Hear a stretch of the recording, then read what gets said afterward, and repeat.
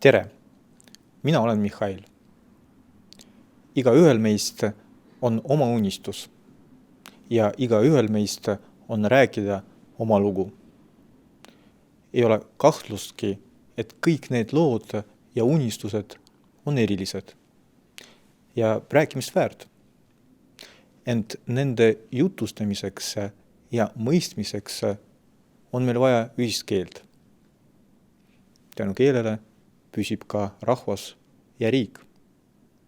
3 isamaalist kõne viisid 19. sajandi lõpus ärkamisajani ja viisistatud eesti keel viis meid 30 aasta eest vabaduseni. Keel ei ole ainult suhtlusvahend. Keele abil mõistame ja mõtestame maailma ning õpime ümbritsevat tundma. Oma mõtetele anname me vormi just läbi keele.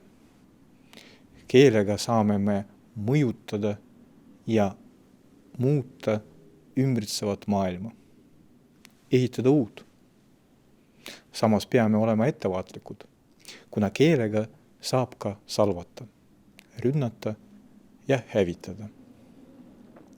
Selleks, et saaksime täna ja tulevikuski kasutada eesti keelt, peame seda hoidma.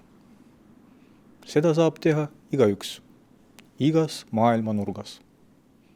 Tule ja pane sinagi ennast proovile Tallinna päeva e-etteütlusel 14. mail kell 12. Siis on pärast, millest rääkida.